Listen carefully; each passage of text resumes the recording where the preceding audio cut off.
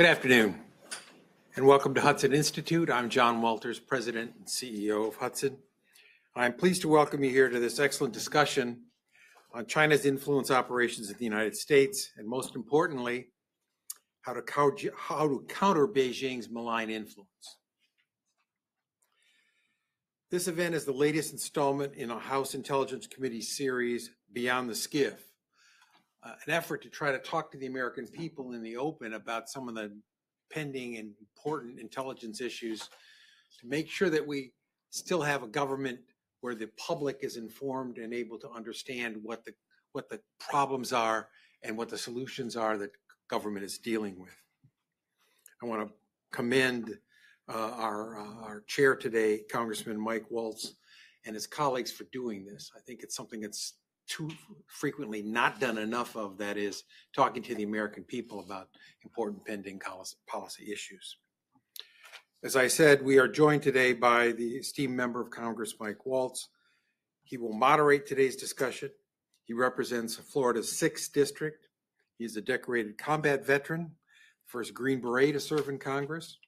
He continues his remarkable career of service as a member of the House Foreign Affairs Committee, the Armed Services Committee, and the Intelligence Committee. Let me just briefly introduce our panelists, so I'm not eating into their discussion time. Miles Yu is Senior Fellow and Director of the China Center here at Hudson Institute. He is joined by his colleague, John Lee, Senior Fellow at Hudson, who is based in Sydney, Australia. And Craig Singleton, who joins us from the Foundation for Defense of Democracies, where he is the Deputy Director of their China program. With that, I am pleased to turn the floor over to Congressman Waltz. Hey, well, thank you, John. Thank you to the Hudson Institute for hosting this. This is part of a broader series that we on the intelligence community are calling Beyond the SCIF. We have literally our heads down in classified reporting on a regular basis that frankly is critical to informing a lot of our decision making on these national security issues. But one of the things our chairman, Mike Turner from Ohio, fully appreciates is how do we make the case for some of these threats and our necessary response, not just as a government, not just as a committee, but as a society.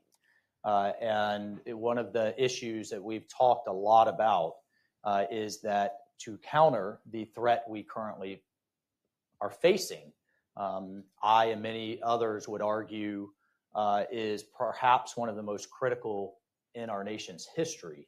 The threat from the Chinese Communist Party that is openly talking about the decline of democracy, the decline of capitalism, the decline of the United States, and the Western-led global world order that has, I think, provided a platform for the longest and largest period of prosperity since World War II, the decline of that as well, and then therefore what will replace it. And certainly to just to parody some of Chairman Xi's words, socialism with Chinese characteristics and what will essentially be a global techno-surveillance state. Key to that is the intelligence activities that the Chinese Communist Party is conducting here in the United States. I believe, and many others, and I certainly want the perspective of the experts on our panel today, is how do we define intelligence activities? How do we define our national security activities here that ultimately pose a threat to U.S. interests? Are those antiquated? Most notably, Generation Z, or our younger generation, is absorbing news and information in a very different way through social media and through a series of apps that can be and perhaps are being leveraged. How are we handling the collection of data on our broader population? And essentially, we as an open society, how is obviously that openness has led to is key to who we are and the society we're in. For example, in our academic space, how do we maintain the open, collaborative research base that we have and infrastructure that we have, but then also protect it at the same time? Genetics are a case in point. The US and UK currently allow foreign researchers to access genetic material from our citizens to be collected in certain commercial products and processes like prenatal care. The PRC does not. Obviously, the People's Republic of China sees value in the personally identifying information, genetically identifying information, but that can be used, obviously, against us in a tremendous way, particularly with the onset of AI. Why is that? And that's something I'll be sure to discuss. And then finally, the gray zone activities, often associated with Russia, but being fully leveraged by the Chinese Communist Party. They're of deep concern. We have, for example, as another example, the upcoming elections in Taiwan on January 13th. What are the PRC and the Chinese Communist Party's levels of engagement and manipulation in those elections? Just a few things for us to discuss. I won't belabor. I hope you take a look at the incredible bios of our experts here. I think we'll just dive right in, if that's okay with you guys, or if anybody has any kind of opening remarks or table setters, let me know. Well, John, I'll start with you. You traveled the furthest, based in Sydney. Can you just take a moment and talk about, the Australian government, and I would say even more broadly than the kind of political space and the national security space, has really come a long way in the last decade. Some would argue faster than Washington and New York and kind of the centers of the political and economic discussion here in the United States. Can you just kind of rewind a bit and tell us about that journey in Australia, and then particularly speak to, was it always as bipartisan? And then how is it becoming kind of a whole of society, not just understanding of what you're facing, but then, some proposed kind of solutions and changes. So I'll go to you first. Thank you, Congressman. Great to be here. This question is very close to me because when I entered government, the Australian government in 2016, I, like many others, was shocked at the extent to which mainland Chinese-backed organisations had made had beachheads into our system, not just our political system, but our business communities, our social systems, our Chinese communities in the country. Ultimately, it became an act of will of the government at the time that this was not acceptable. Our intelligence agencies had always warned us about it, but there was a lot of complacency that it doesn't really matter, there are no real consequences to it. So it really took an act of will at the highest levels to do something about it. So what did we do? Do you think that, sorry not to interrupt you, is your sense there that the Australian government at the time was where I think the West and the United States was, and that engagement, economic engagement would lead to political change? And then what was that kind of wake-up call? I would say it was even worse in Australia because we weren't even thinking economic engagement would lead eventually to political change in China. We didn't really care whether it did or not. We just wanted to do business with China. And we'd fall into a lot of narratives that, the ideological war is over, China's a bit different, they're authoritarian, but so a lot of other countries, there's nothing to see here. So there was that complacency. I think what took away that complacency was the Chinese being as present in our institutions and our civil society as they were. That is CCP backed organisations. So that was a shock to our system. So what we did was we did pass legislation outlawing certain forms of foreign interference and covert influence. But I think the most effective thing wasn't just law, because if you think about what the Chinese do and what the CCP does in particular, a lot of what they do when they try to exert influence, it's not technically illegal, right? Often it's more about giving you incentives to do certain things that will ultimately favour Beijing's interests. So what the government did was encourage, enabled a lot of responsible journalists in the country to look further, to publicise what they found. And we went through a period where, every week there was a front page article in national newspapers about some kind of covert Chinese activity. Now, that was a very uncomfortable national conversation to have. But for me, that was the key, because you've got to make it antisocial to enable these sorts of activities. A lot of people were knowingly enabling covert influence because it wasn't illegal. So you couldn't just use the law. You had to make it a national issue. It had to be antisocial to engage in those sorts of activities. And that, I think, the key, that national conversation meant that by the time the Conservative government lost power in 2018, in 2022, the Labor opposition really had to buy into taking on covert influence in Chinese political warfare, because it was already in a national consciousness. So from that point of view, it became an issue for both parties to prosecute, and we're in a far better place as a result. And what was that? Was there a scandal? Was there kind of a Woodward and Bernstein? A couple of journalists that stayed on it? Obviously, journalists being what they are, they take advantage of certain key scandals. One was a Labor senator who was actually being paid to advocate certain pro-Chinese positions. So that's about as blatant as it gets. But what we found, for example, was that the Chinese civil communities, the leadership of those civil communities had been infiltrated. So almost all of the formal official voices of the Chinese community in Australia had links to the United Front and the Chinese Communist Party. So that level of infiltration, you can imagine, that makes pretty scandalous news. The government, to its credit, wasn't afraid to back up that kind of news, have that national conversation. And of course, we suffered in our bilateral relationship with China as a result, but it made us a far more resilient country. So in that sense, Australia did lead the way in combating these sorts of activities. Yep.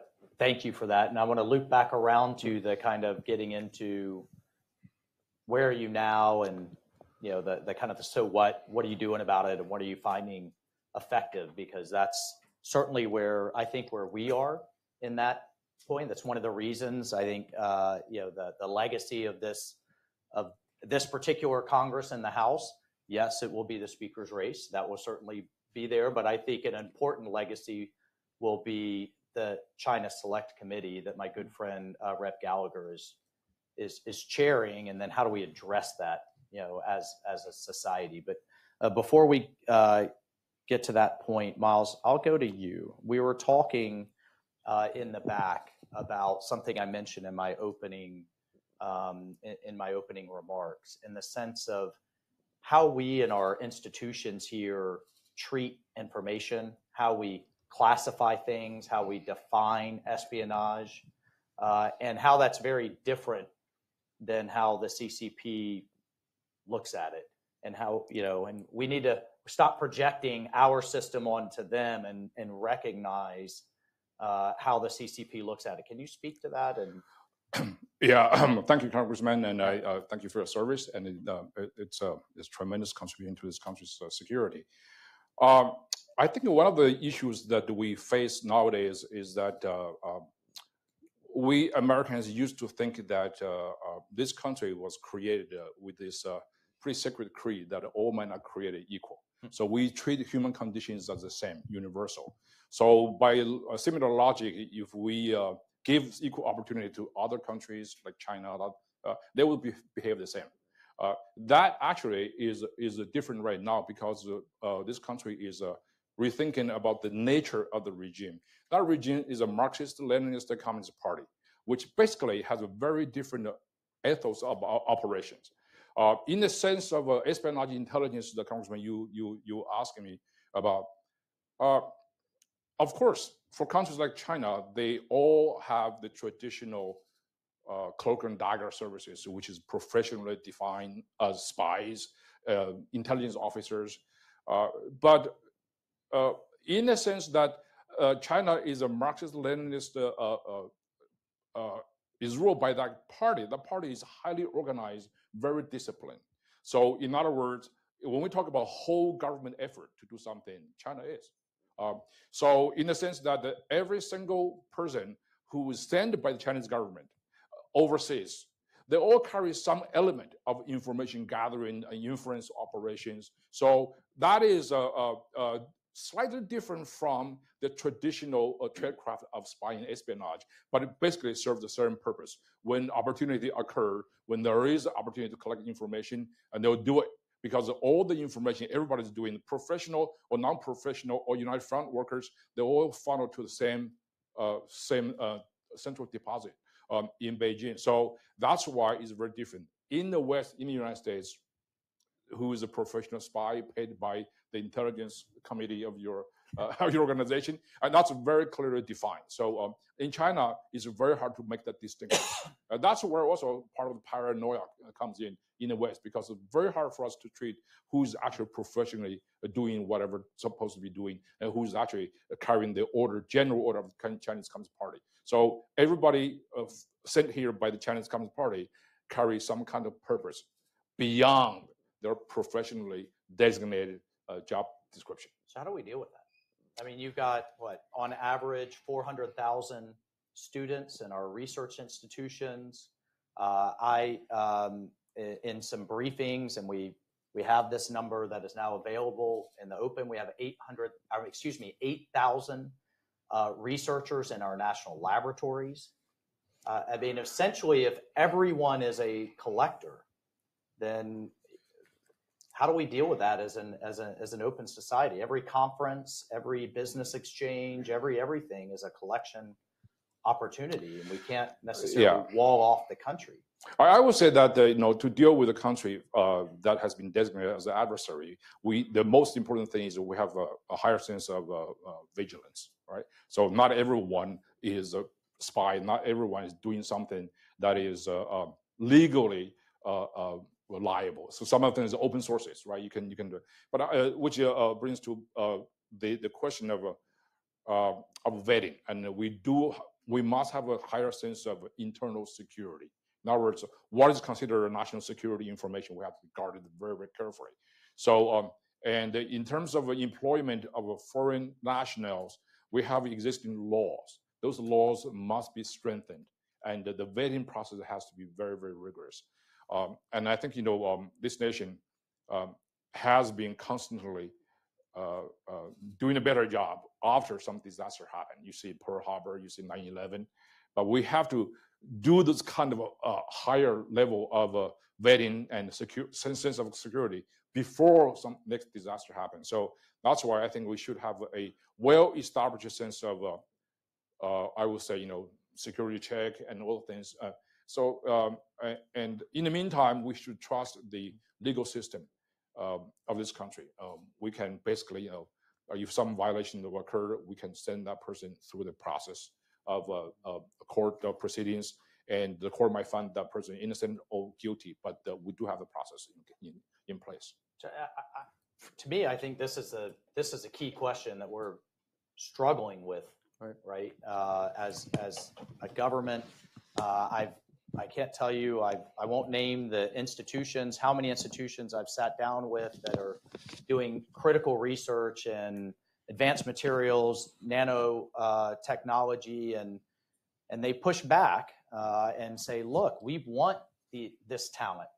We need this talent, and not only do we want it, need it, we need it to stay here. And the friction there is if you're dealing with an adversary that would put that young researcher who may have the best of intentions, but will put their family at risk back home unless that individual provides what they're asked under Chinese law. I'm still not sure how we deal with that. Absolutely, we should vet, but if we vet up front and then they're leveraged later. Any other thoughts from Craig, John, on how we as a society, as academic institutions, research institutions, big tech, and others, how we get our arms around this?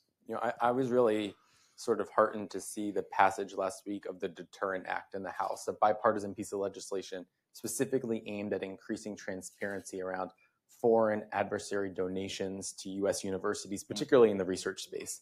And for many years, representatives like yourselves and others have talked about the need to really follow the money.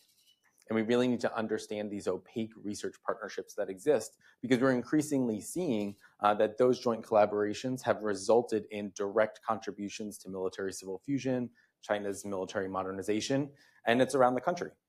One of my alma maters, Texas A&M, maintained many partnerships with Chinese schools that were, for example, building Chinese nuclear submarines. And none of this information, right, is required today to be publicly disclosed. And so I think in the absence of that information, increased and enhanced transparency is key. But I think you're right. We do have to open this aperture to, I think, different areas of collaboration and to ask ourselves quite clearly whether espionage is covert. I think in our mindset, we're sort of hitting on it here, espionage often is in the shadows. So much of the committee's work is done in a SCIF where you can't have a phone, there's no connection to the outside world. If we go back things to that are officially classified through right, a process, there's a stamp on them, right? There's a little bit of a back to basics here, but I think we've lost some of that muscle memory from the Cold War, where parts of the U.S. government were not only able to identify Chinese intelligence operations and influence operations, but to counter them more effectively. One of the key differentiators today, obviously, is technology.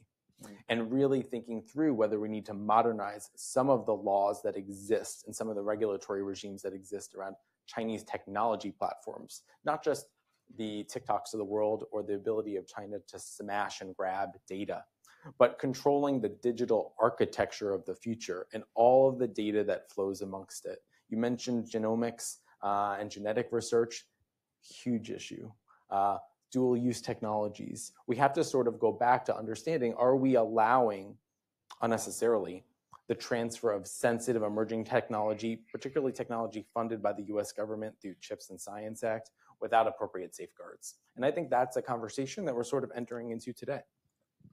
Very quickly, Congressman, you know, one of the challenges we had in Australia and you have in America is that the American population, the Australian population, did not or do not understand how the PRC works, and that is there's no such thing as a genuine private sector.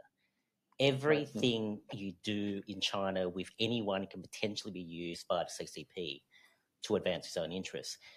I spoke earlier about the national conversation. That was part of the national conversation in Australia because we got to the point where it became obvious to the population, or became apparent to the population, that when you do business with, or when you go into collaboration with any Chinese entity, you potentially are inadvertently going collaboration with the Chinese government. And what that meant was you can't ban every kind of collaboration activity, but that meant that there was an onus on people to make those risk assessments. And it became antisocial to not make that risk assessment and just say, oh, well, they're private companies in China, so what's the problem?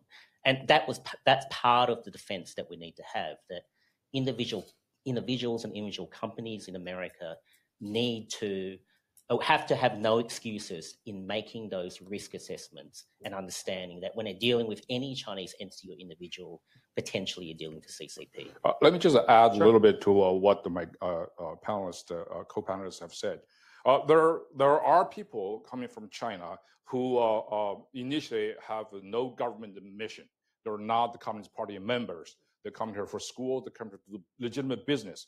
But since they're from China, the party itself control pretty much all the access to information, to your potential career path.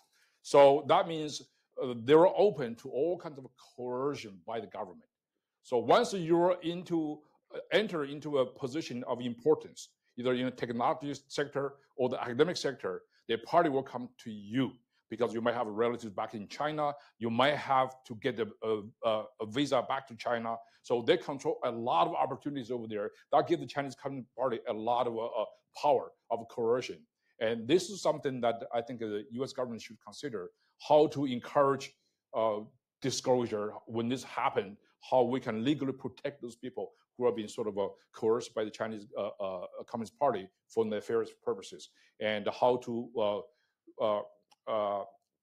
make sure those people are protected as well. So I think that is the issue that we see that in the last several decades in America is massive economic and educational exchange with China. The Chinese government set up all kinds of party cells among American campuses. They actually make every American Chinese student know that they are somewhat under some kind of influence by the Chinese consulates all across America. That should not be allowed. So this is some issue I believe the Congressman Gallagher's commission is going to deal with, and that is in violation of all kinds of American laws and as well as academic regulations. Well, to that point, one of the things, and you mentioned the CHIPS Act, that we included in there in an effort towards transparency and then hopefully sooner than later enforcement, was the fact that, for example, the National Science Foundation, which is responsible for about 50% of the grants, research grants that go out to our universities, had a security office staffed by one person. Right. So we, in classic DC speak, we quadrupled her staff to a whopping 5, but that was, they would report a 400% increase.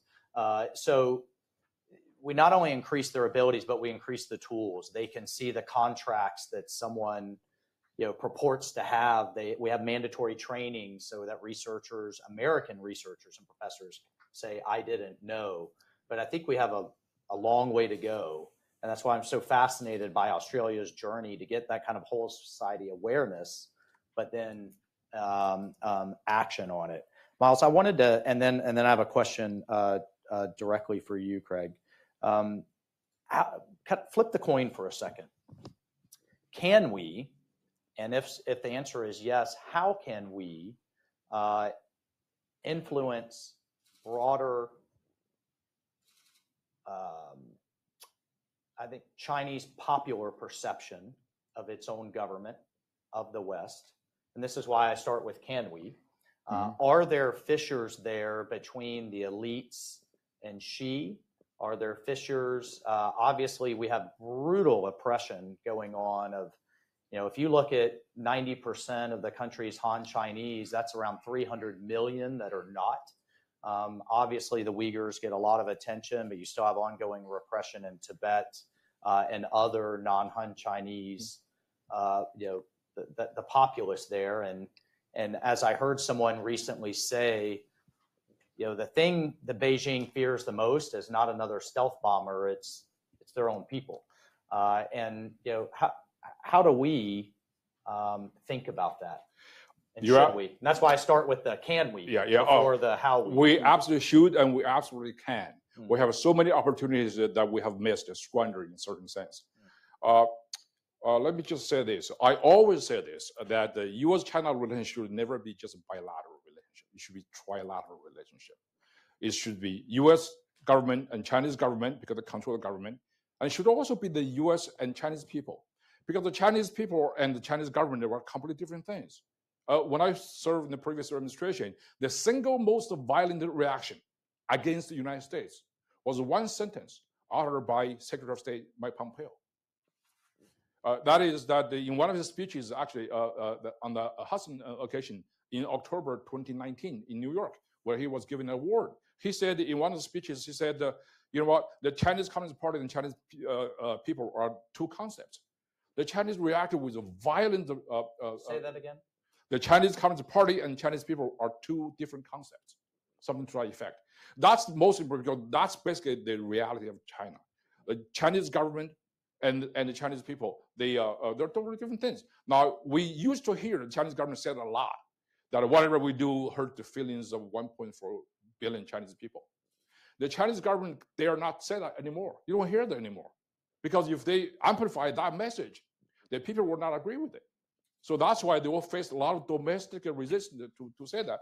So you can, for anybody who reads about China right now, you can really feel every day the tremendous gap between what the Chinese government is doing and what people are thinking. They're totally different things, right? So that's opportunity for us. We should really amplify people-to-people relationship. That's what Chinese government fears about most. When we say Chinese Communist Party is the dictatorship over what? Over the people. So that's why it's very important for us to expand the people-to-people relationship. Trust me, when Chinese government say they want people-to-people relationship, they're faking it. That's what they fear about most. We should basically go ahead, exchange that. So they've created conditions that fundamentally restrict American private sector's access to the Chinese people. We have right now close to 300,000 Chinese students here studying in America. We have less than 400 Americans studying in China. We have to create a condition for Americans impossible to stay there. So that's why it's very important for us to expand that civil society contact between people-to-people relationship. So opportunity lost, opportunity squandered. I think one of the worst thing that is in 2000, we delinked our massive economic engagement with China and human rights. And that is a big mistake. So we should really put human rights as a condition to allow us, if you want to trade with us, we should really go back to allow us to continue to work with the Chinese people and to allow Twitter or Facebook to operate in China. So that's basically is one thing we have to do. Secondly, and I think, and then we also opportunities for us to in the old days, during the Cold War, our government officials, our media was completely in sync with the Soviet dissidents. Whatever happened to Sakharov, the BBC, Voice of America would immediately report it over there. We do not have any institutionalized government contact with the Chinese dissident group in China. And we stopped doing that since the Clinton administration. The last person who met with Chinese prominent dissident was Assistant Secretary of State John Shattuck, right? That was like in the 1990s. We should resume that kind of things. And the success of Eastern Europe democracy had a lot to do with the Western leaders, President Reagan, Prime Minister Thatcher's insistence to include the official contact with the dissident group, particularly Solidarity group like that, in our foreign policy agenda with that. We have not really had the political courage to do that. And I think, however, the trend began to change in the last 6-7 years or so. I hope we're going to rekindle that kind of a spirit to. Miles, you stole my thunder of the question I was going to ask Craig, and exactly that. In the with the Soviets, some of these dissidents were household names in the 60s, 70s, 80s throughout the United States. They were really celebrated. They were met with. Their stories were popularized. If you want to speak to that anymore, or to the broader question of what else could we and should we be doing to once again to have Beijing looking and thinking internally more than their malicious activity externally. Absolutely. I mean, I want to foot stomp what you said and what Miles said is there's a reason that Xi is so focused on ideological indoctrination, right? And he is more scared of his own people than anything that Washington's ever going to do to him. And I think we sometimes discount the fact that Marxist-Leninist regimes appear to be juggernauts until they're not. They're very brittle. And so they attempt to portray actively outside that you shouldn't even waste your time attempting to influence our people domestically. But if history is any guide, it's shown that we can actually do this and at pretty low cost. And so what I always think about is we don't give the Chinese people themselves enough agency in this process. All of the Chinese nationals that I've had a privilege of meeting over the last 2 decades very clearly know there's a divergence between what the government tells them and what the truth is. And in many instances, they're willing to put their lives on the line to protest against the regime. A lot of the American public, I think, only became aware of Chinese protest movements towards the end of the zero COVID lockdowns, where there were massive protests in large cities, and everyone was sort of surprised by this. But there's actually close to 100,000 small-scale protests a year in China. And huge risk for themselves. Tremendous risk. People pat themselves on the back here in the United States for being an activist for a cause and posting on social media and arguing with their relatives at Thanksgiving. Totally, with the Starbucks in their hand. No, totally, truly at risk. And more often than not, the Chinese government actually backs down, especially the protests that involve the banking system. in China, which is under tremendous strain. And so the Chinese are very risk averse when it comes to these sorts of challenges. And where I do think we have opportunity space is to actually give many of these people a voice. I think we have to think really creatively about how we punch holes in the Great Firewall and how we give the people of China both the ability to communicate safely and securely amongst themselves, but also to have access to outside information. Do you think, though, that, I mean, even this conversation here, or if we took the old model of, really engaging with leaders of these groups, does that ultimately, because it's always a fine line, if that helps them or that gives, that gives the authoritarian regime that much more? I mean, we see this excuse with Iran all the time, right? Where I've recently met with some dissidents that the State Department, they couldn't even get a low-level meeting with. Sure.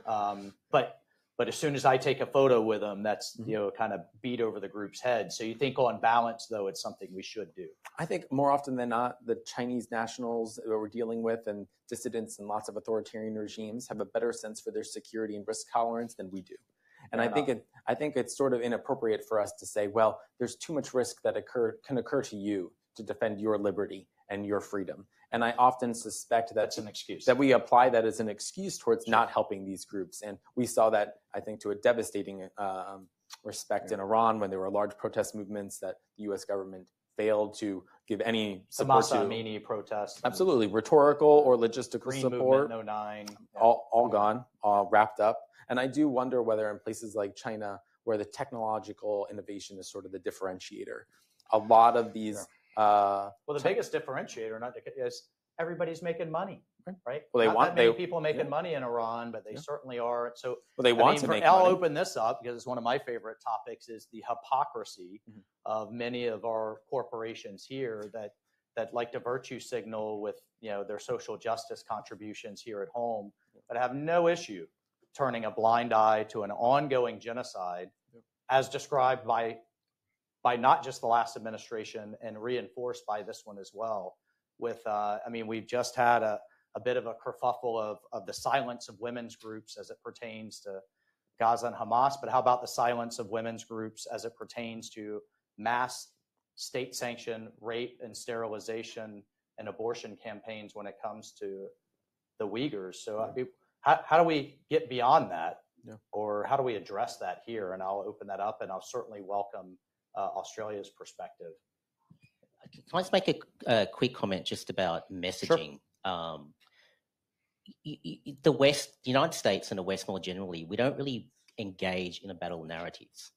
The Chinese, everyone knows the Chinese, they can be bullies, they're coercive, but I think they've been winning the narrative, the battle of narratives. And what I mean by that is, if you look at the narratives that the CCP spreads internally and throughout the world, the major narratives, in my view, are that the China's rise under the CCP is inevitable, the CCP is undeterrable, the CCP will pay any cost to achieve its goals, and the United States and the West is weak and chaotic and indecisive. We don't take those on. And if you absorb those narratives, you may hate what China does in the world, but you feel powerless to actually do anything about it. So this is the one area where we do need to go on the offensive, including against China and including to the Chinese people. The other thing I wanted to say was, a few weeks ago at the APEC conference in San Francisco, Joe Biden called Xi Jinping in a press conference a dictator. Now, that doesn't hurt Xi Jinping.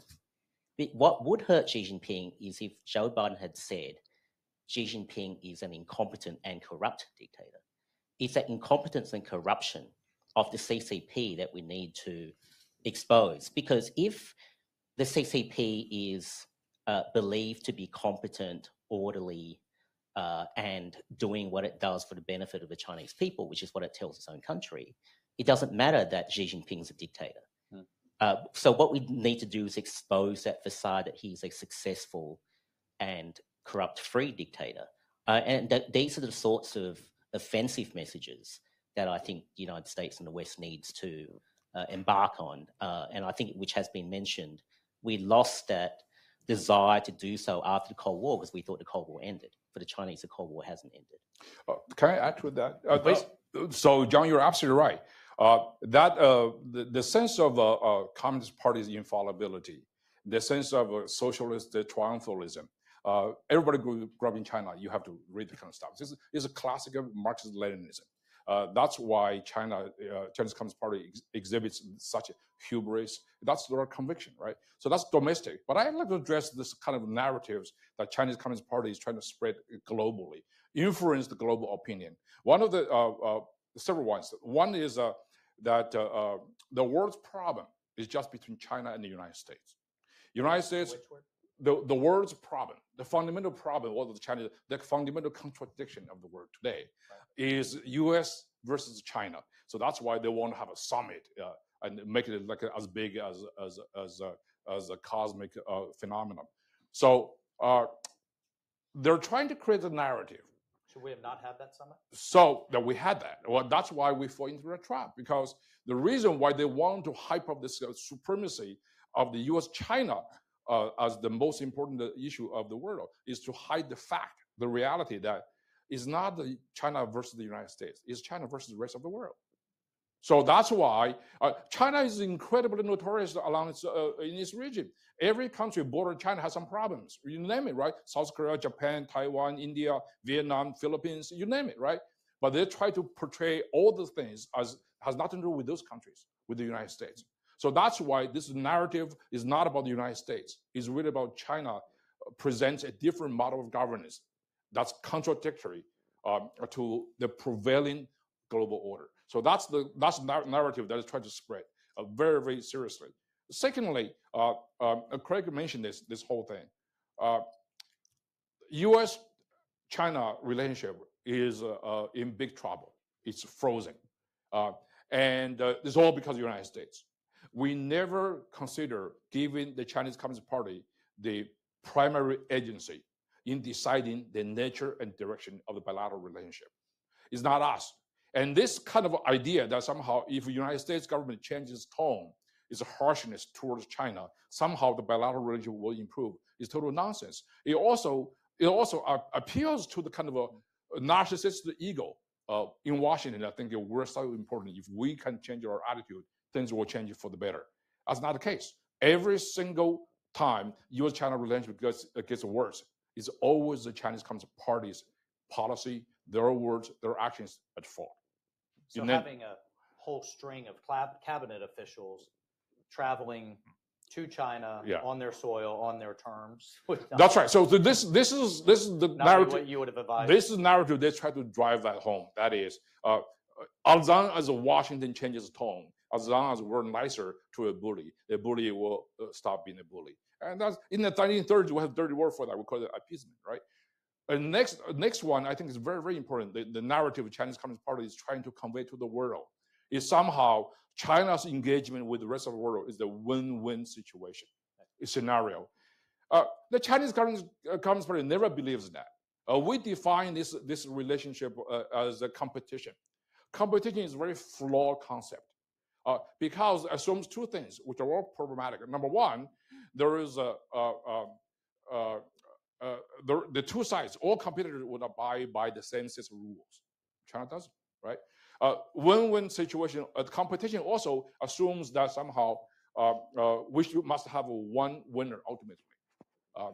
Chinese Communist Party does not believe that because win-win means you have two winners. The Chinese Communist Party would never accept the fact that they might be losing because if they're losing, that means the regime will be gone too. So that's why for Xi Jinping, we have to take his word. We have to believe what he said. He constantly said this relationship between China and the United States in particular is the epic battle of life and death. You die, I live. Because they don't say any other way. Right? So if our way, then they die.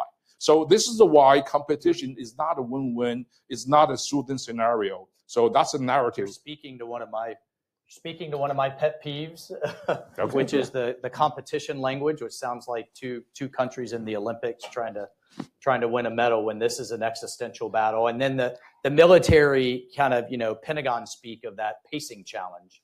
as though we're pacing each other in a foot race. No, my neighbor's dog paces all the time. I don't think it's a threat. Right? This is true, but I want to go back to this narrative issue because look here in Washington, in national security circles and think tank circles, I think this is very well understood. But you go to my district in North Florida, or to say downtown LA, out to real America and middle America. For example, I want to go back to Australia's experience. We know from interviews with former Chinese dissidents and then also even a former information minister, they weaponize the term race, and they weaponize that in democracies, and that's actually a kind of a tried and true counterpunch in propaganda, to where if you have concerns about students or researchers being collectors, or you describe this as the Cold War versus a competition, then you're being xenophobic and racist. How's Australia kind of dealt with that and overcome it? Oh, this is the most difficult thing we have dealt with, and I suggest that you'll have to deal with, and we haven't overcome it. We begin from the basis that the CCP has been successful in propagating the idea that the CCP represents the Chinese people, right? And we subconsciously have absorbed that. So we've made it more difficult for ourselves than it ought to be. In Australia, and I'm sure in America, one of the problems we face is that a lot of the Chinese Australians obviously consume media and content in Mandarin Chinese. And most of the content that's Mandarin Chinese in the social apps and so on come from the mainland.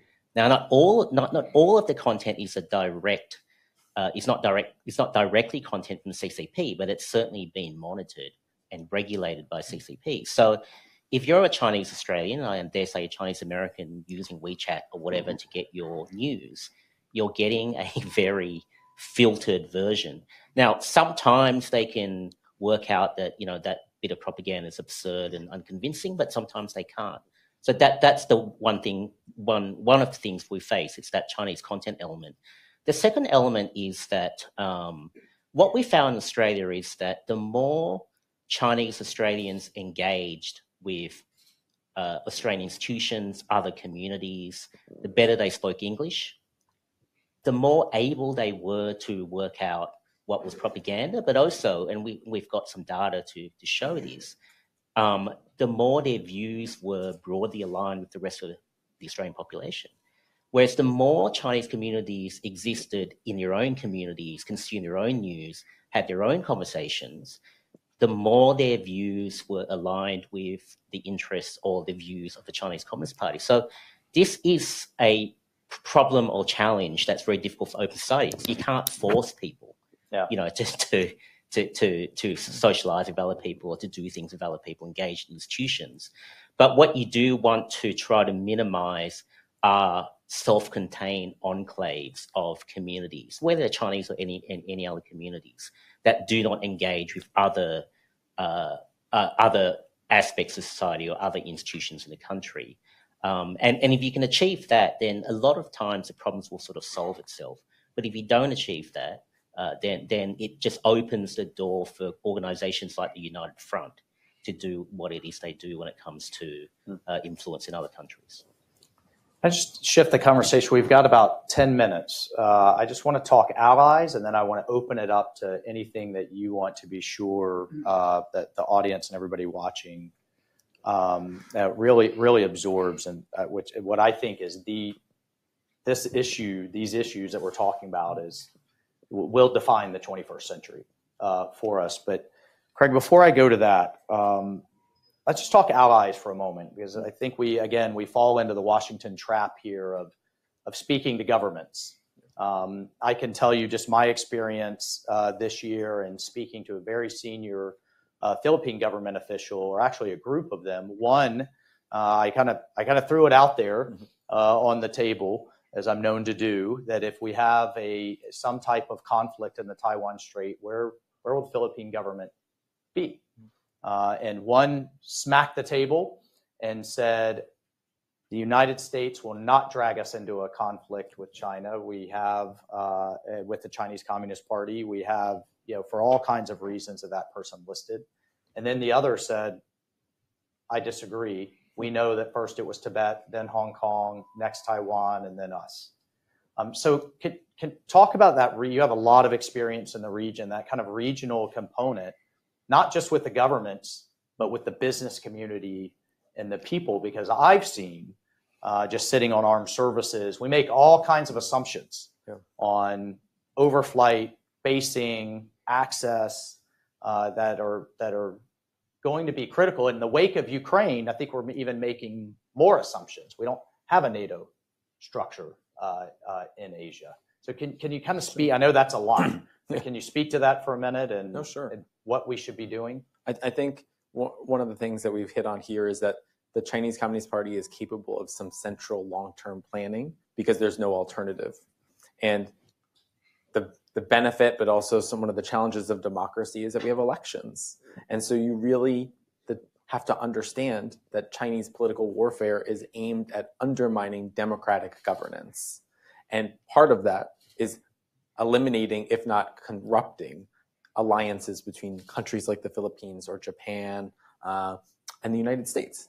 And they are constantly pumping information and building out what they call a circle of international media influencers. I don't think a lot of people know that the Chinese actually coined the term influencers. Back in 2013, they made it a thing where they said, we actually need people in the country who are at respected think tanks, who are in government, who are reporters, who are student groups, amplifying and validating the themes that I think Miles really eloquently touched upon about the lack of US reliability as a partner.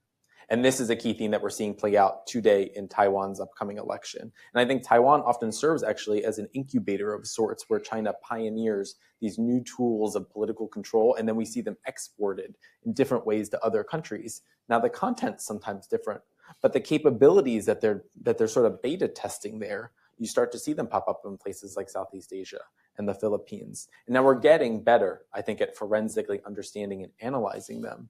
But if one of the key narratives of the first 10 years of Xi's reign was that China is rising and the West is declining, what he's very keen to do now is present us as an unreliable partner, that our system of governments is messy and sloppy, and that the two sides can't get along on anything. And I do think that part of that political decision-making here is being amplified in lots of countries around the world. And it's really incumbent upon legislators here, the American public here, to demonstrate the value of political democracy over repression and to reassure these countries, many of whom I think are probably justifiably a little nervous. They look at delays in U.S. weapon shipments. They look at stress on our military-industrial base. And they perhaps question more than they did before whether U.S. assurances are as ironclad as they were back then. It's really a conversation that we can change, both through our words and our actions. And I do think that at least in the China space in particular, China often makes for very weird bipartisan bedfellows, I think. In this space, there is so much focus, and particularly on the Indo-Pacific, I would just flag, if you go back and look at the 2023 National Defense Authorization Act, and you look at how many times China and Taiwan were mentioned, it's in like the low 30s. This round was 300 times China is mentioned, 152 mentions of Taiwan. Policymakers here are waking up to the needs to resource and adequately supply the mission in the Indo-Pacific.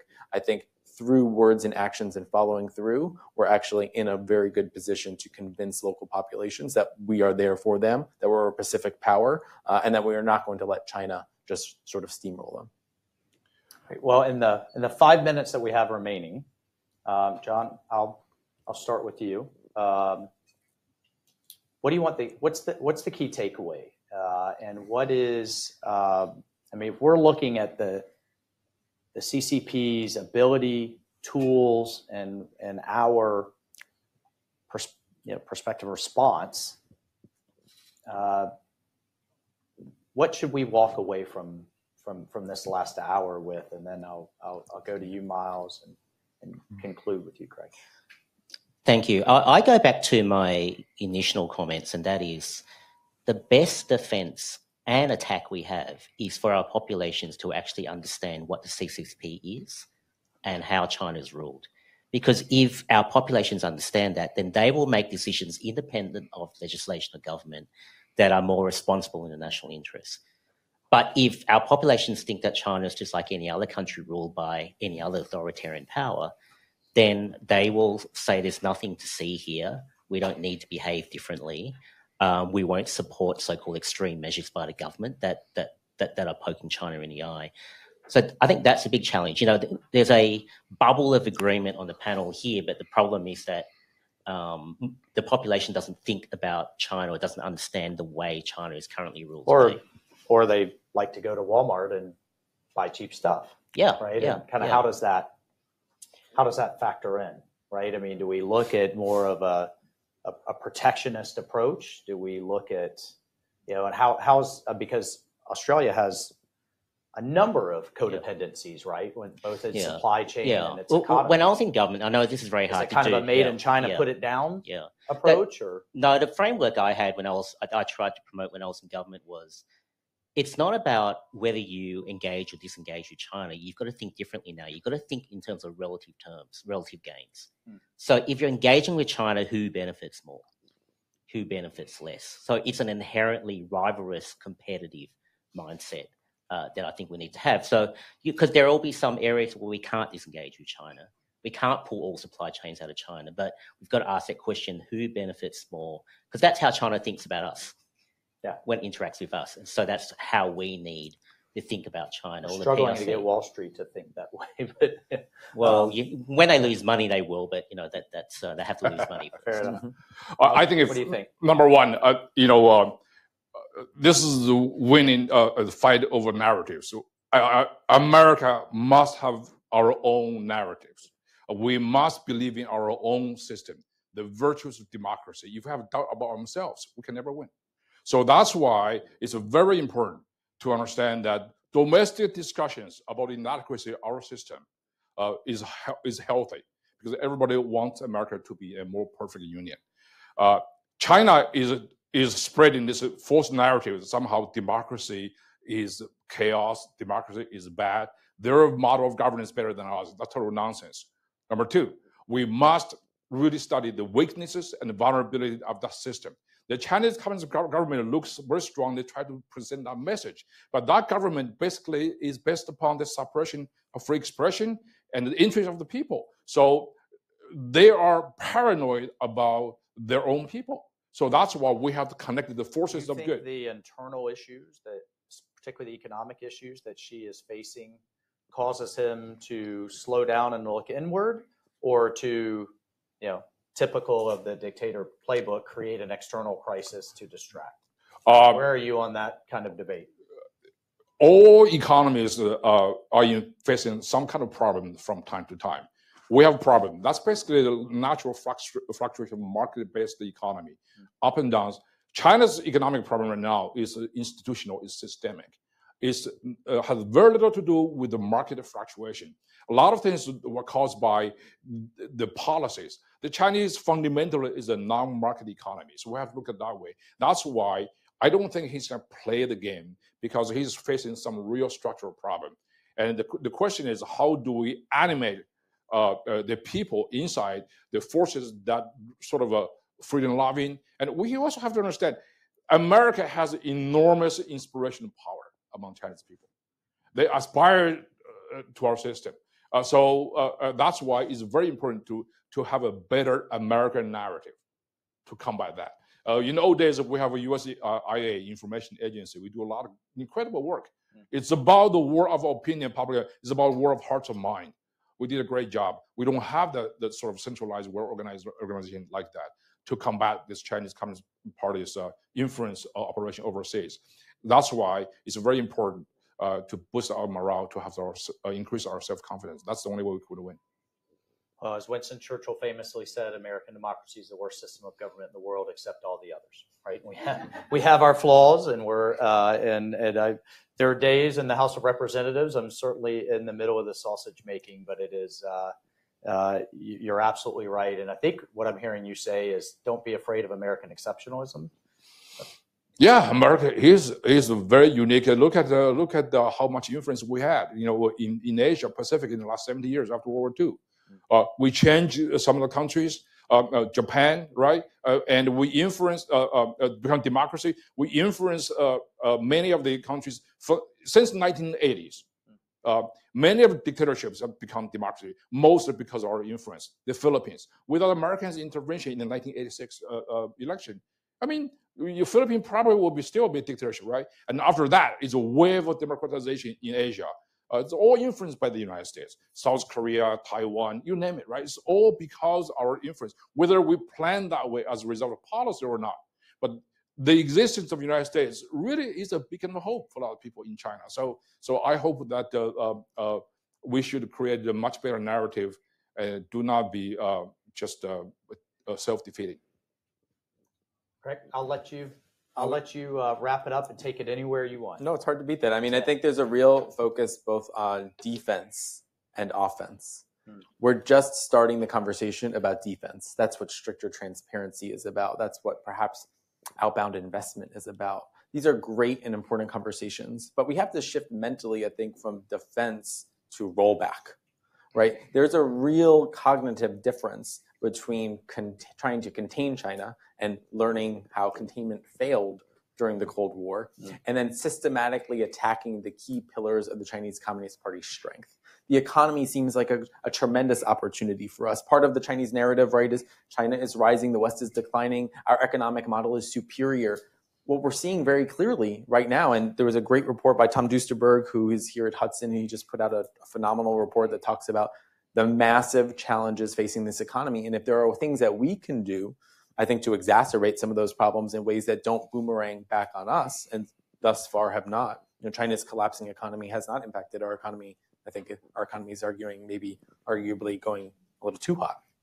But thinking about ways that we can cut off capital flows, technology flows, the inputs into the Chinese economy and the system that could potentially allow Xi to rebound. It's not clear whether he is willing to put aside his ideological, fervent control over China and deep party state influence throughout the economy to have that rebound. But for all of our boom and bust here, our system tends to be resilient. We tend to generate wealth and prosperity and through free enterprise. And I think if we sit back reasonably and we assess that we have opportunities to take out some of the oxygen that Xi so desperately needs to boomerang his economy around, I think we might be able to actually just structurally reformat supply chains in ways that are advantageous to us and our partners and reduce generally the over-reliance that the world has on China. And through that, I do think you're able to puncture the narrative that China's the future, that the Chinese model is somehow better.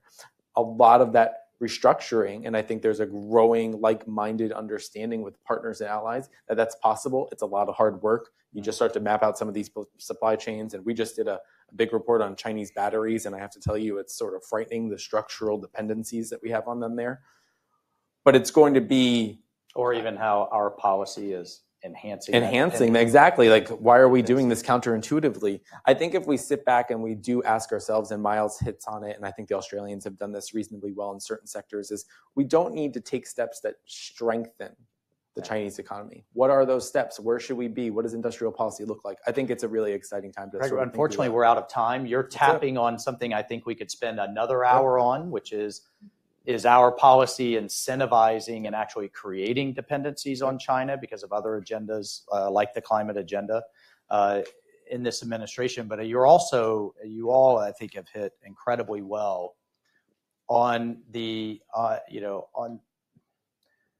difficulty of sustaining and maintaining our open, collaborative, free market society, research institutions, corporate structure, even cyber, and others that have made this country the great country that it is, but that it also is being leveraged by our greatest adversary. And case in point, and I'll just conclude with this: if you haven't seen, if the reporting is true, the Washington Post article this morning talking about the vulnerabilities that have been embedded in our critical infrastructure by Chinese cyber actors, not for, which is what we've seen primarily in the past for information collecting, but to actually operationalize it and use it for destructive ends, everything from water supply, food supply, to ports and logistics. I would recommend that you have a drink as you're reading the article because it's quite alarming. Thank you again, John and the Hudson Institute for staying on top of this, I think, ongoing conversation, because we've never wrestled really anything. There's some parallels in the past, but never like this. Never we've been so intertwined with an adversary that's using and seeking to use the things that make us great as a nation, society against us, and to have you three on top of this makes me sleep a little bit better. And I can tell you, thank you as a legislator for your expertise. We lean on it. We're spread so thin that we lean on organizations like Hudson, like FDD, and like the good work you're doing to hopefully make us a little bit better. Thank you so much. Thank you.